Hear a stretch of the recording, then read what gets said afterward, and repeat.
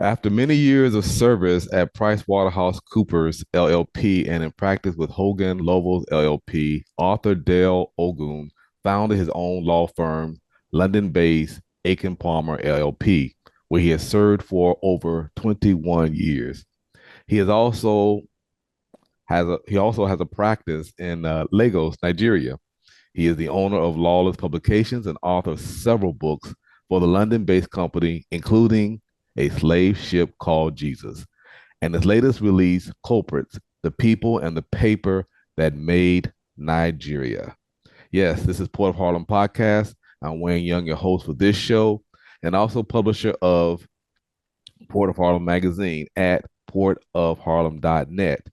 You can visit portofharlem.net and from the menu, click POH Podcast to hear this and past episodes. We are also available on at least 8 other podcast platforms. My guest today, of course, is Dele Ogun. Welcome, Dele. Thank you, Wayne. Good to hear from you. Exactly. Let's talk about one thing that I think we differ on, and then two things in which we agree. Sounds good. Okay. So, in my opinion, you blame the Atlantic slave trade on Europeans and painted Africans as passive victims. As I read Mongol Park's book and that of Francis Bassett Archer, and read a piece from a new exhibit in Kenya, in my opinion, both Europeans and Africans were like drug dealers. Everybody was out to make a cowrie shell. When slavery no longer became of interest to the crown, for instance, they even paid Gambians, for instance, to not deal in the slave trade. What is your response to people like myself who think Africans are just not just victims, but also participants or were participants in the slave trade? Well, my answer is that we have been deliberately confused on the narrative as to what happened. The simple, straightforward explanation is this: we were minding our own business. That's just the reality. We're just getting on with life on a beautiful coast of Africa, West Africa, I'm speaking in reference to. We were sheltered from the world at large by the Sahara in the north, and we were bounded by the great Atlantic in the south, minding our own business. Didn't have any sort of for sale sign for our people. There was no such thing. I mean, the what drove the slave trade was labor shortages in Europe. We didn't have labor challenges such that you would need a market in human beings, whether you're going to hire them or whether you're going to enslave them. There was no such requirement. So that's the context. That's the picture. Now, what was going on in Europe, in contrast, and I'm talking from 1600s, what was going on 1608 to 1648 was what they called the 30 Years' War. This was the European mainland. Everybody was fighting everybody. The French were fighting the Spanish were fighting the Germans, the Swedes were fighting the Germans, the Poles were involved, everybody. The only ones that weren't directly involved were the British. And that was only because of the fact it's an island. But what they were doing was supplying the weaponry for these fights. And whilst these guys in Europe were consumed in this conflagration, the British, as the armory of Europe, were now pouring the weapons into America. That was the beginning of the process of the colonization of the Americas, pouring the weapons into Africa. Now, of course, let's get this clear. Even God works through human agency. Now, when they seek to advance their interests in Africa, of the first boatload that they kidnapped, because that was their strategy to begin with, as I explained in Oh, you're Slave Ship. speaking of they, you're speaking of the British or the I'm Portuguese speaking or of the Dutch? Europeans, the Portuguese, they just copied each other. So Okay, the so you said formula the Europeans in general. You speaking of in Europeans in general, general the when you say they. enslavers, yeah, the enslavers, the European enslavers. Okay. How they started, of course, was they sailed along, they hid their weapons to begin with, kidnapped those on the coast. Of that boatload, the first boatload. I know that in the case of the British one, it was Sir John Hawkins. Yeah, he kidnapped 400 or so souls off the coast of Sierra Leone. Of the 400 souls that he sails off with, you'll find one, two, maybe three, or a handful who are the ones who become the house slaves, the ones who are compliant rather than rebellious. And they will co opt those ones, sail them back on the next journey. And those ones, because they speak the language and they can cope with the climate, they almost become your fishing rod that you're using to catch more fish. So that's the extent of our culpability. They're always going to be the one or two, but the suggestion that Africans were actively engaged in this evil enterprise is the rubbish that they've been pushing in order to deflect. All criminals like to deflect responsibility, and they deflect responsibility on the unwary and the unsuspecting. So I reject that charge. We were minding our own business. We had nothing that we were struggling for. Nature had been too good to us, and that was the problem. So when they came, we were unsuspecting. We didn't have our guard up. So the first few, as I said, you kidnap them, sell them off. In that batch, you'll find some that you can use. And those were the ones who were now equipped with the guns to now go in, and they were told, okay, leave your own people. They're going after the ones in the interland who still don't know what's going on. So that's the start. That's the story, Wayne. Okay.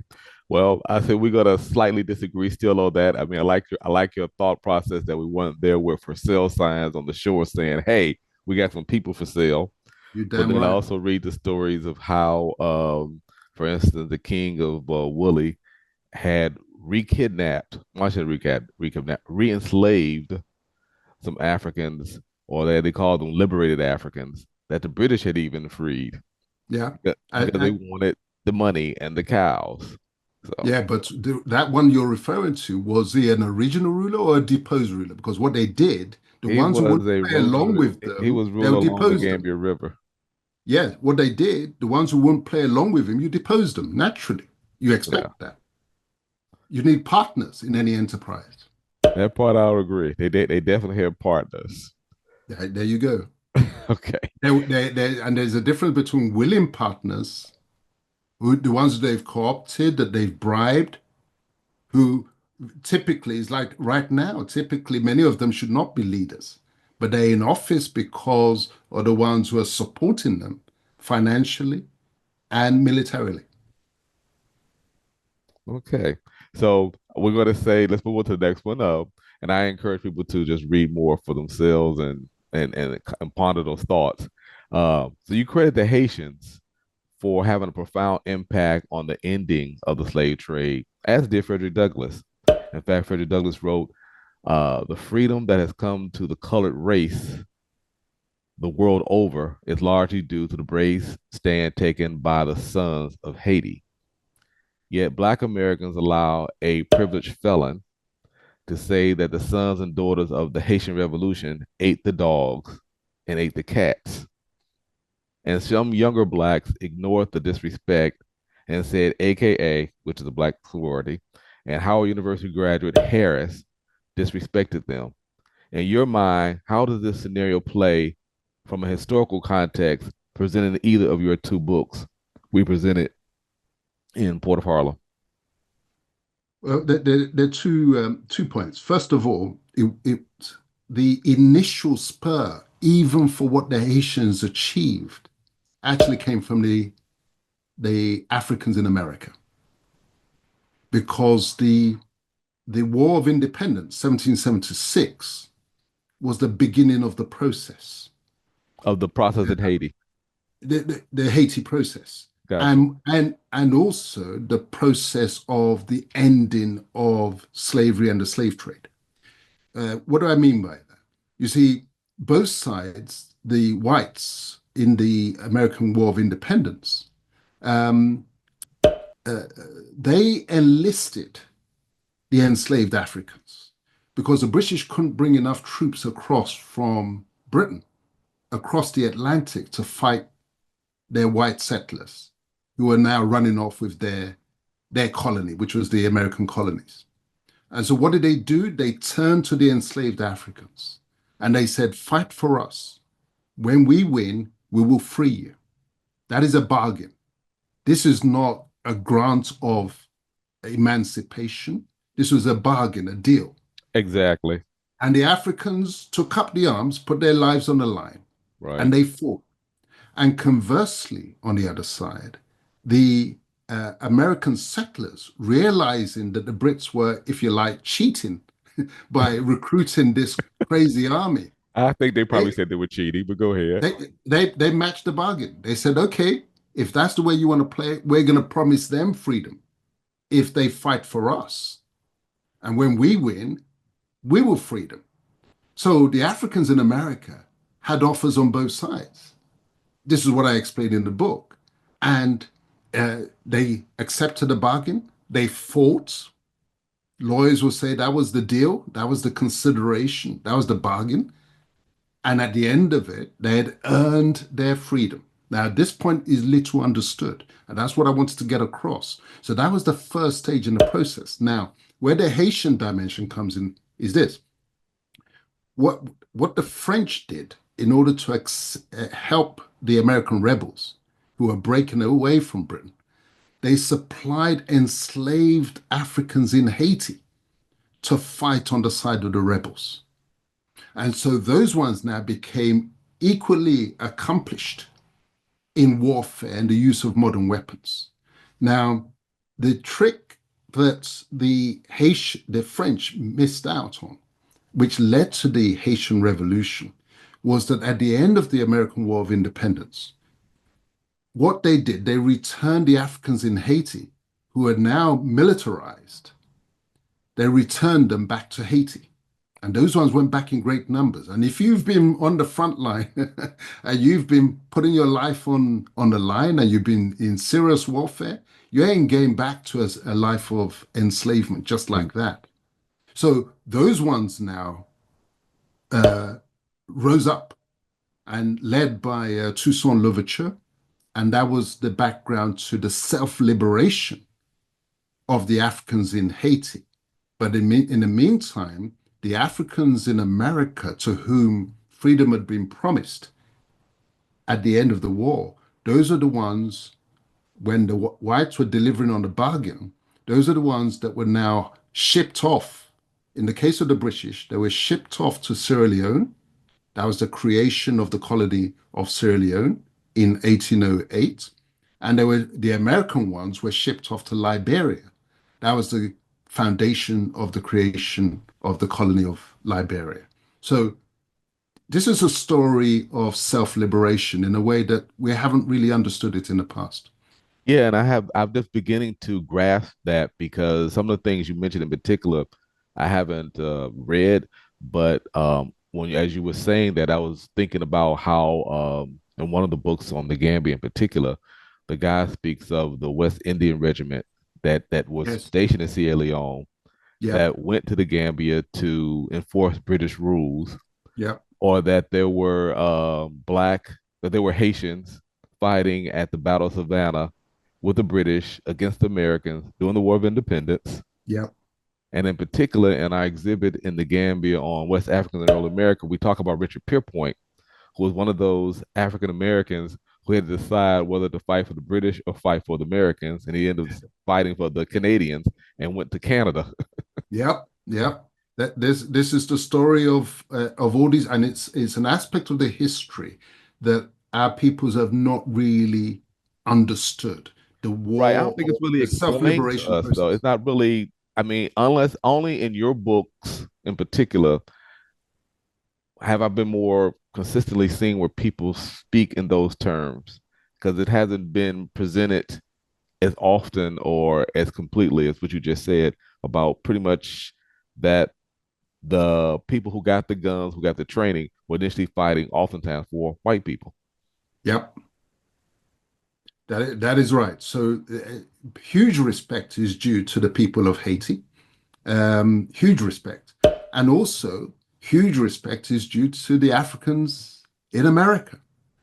because, as I said, they were the ones who kicked off the process. So they kicked off the process. But how about today when people don't get upset when you have people speaking of these children of Haiti as having eating the dogs and the cats as a way to make them sound inhuman? Well, that I think that's a byproduct of the miseducation of our people, because if they knew the Haiti story properly, as I Properly. as I explain it, So we uh, underscore the word properly.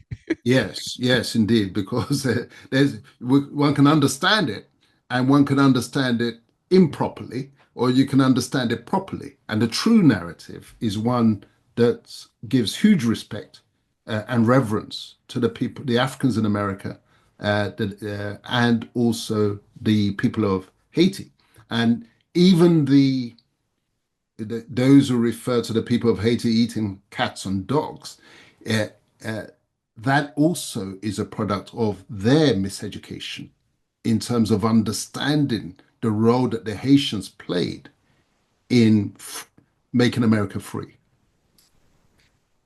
Great. And on a lighter note, this is where we're going to end. Instead of calling someone a Jamaican or Haitian, you say African in Jamaica or Yeah, African in Haiti. You refer to yourself as a person who lived in the United Kingdom most of the time, as African in the United Kingdom. yep. So, since I love claiming my hometown of Gary, Indiana, is it fair for me to say that I'm an African in Gary? You're an African in Indiana, and Well, that people from Gary would say, no, we're not from Indiana, we're from Gary. yeah, you're an African So in we're more Gary, proud of being from Indiana. Gary than from Indiana, but go You're an ahead. African in Gary, Indiana. That's who we are. Okay.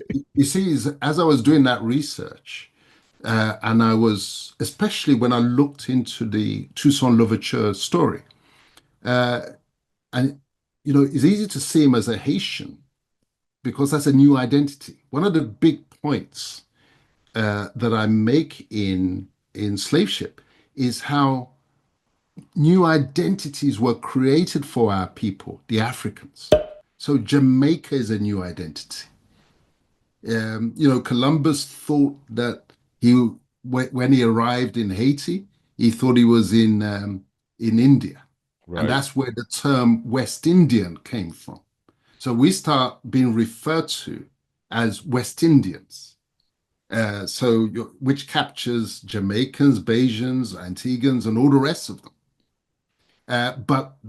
And then similarly, the island identities. These again are as artificial as the names that they gave our people.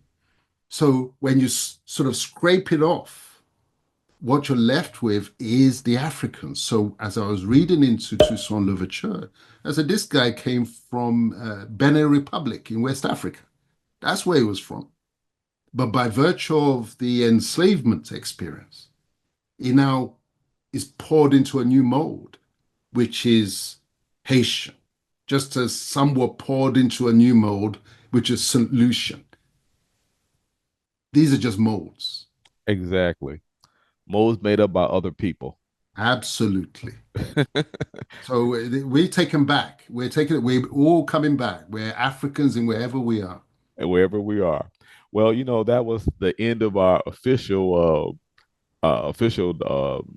questions. But since we've talked earlier off recording about the conference, do you want to talk about the conference that you're hoping to have in November in Lagos? Yes, thanks. I mean, we're sitting right now in the 140th anniversary of the Berlin Conference, the conference at which the European powers sat round a table and decided the carve up rules for our continent, our motherland. Their conference started on the 15th of November, 1884, and they rose on the 26th of February, 1885.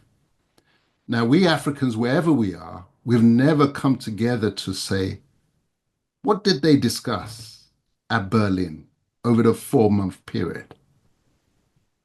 This should be a topic of academic reflection and study. Our historians should have been poring over these papers to really get an understanding. how did those deliberations affect Africa as we know it? And what is the way forward? These are the issues that my group, the Fatherland Group, is organizing a conference in November this year. I have to remember, it's 2025, November Exactly. 2025 in Lagos. The University of Lagos is going to host it. Is going to be a 1 week conference. So people have got every reason to come to Lagos, treat it as a pilgrimage. And over the course of that 1 week, we're going to dialogue on these big issues. And we're going to, is a homecoming. You know, Africans, wherever you are, that's Lagos is going to be where it is, November this year. Further details will be shared with you by Port of Harlem magazine. Yes, we definitely will do that, and hopefully we will be there ourselves. That'd be awesome. Okay. Well, thank you, Dele. I appreciate your time, and I love your videos and the books and the excerpts. And want to thank everyone for listening. And of course, you can find the excerpt excerpts of his books at portofharlem.net as well. I believe the books are available on Amazon. I'm sure one Sure of them are. is. They both are. Okay. All right. Thank you so much for your time. Thanks, Wayne. All right. Take care now.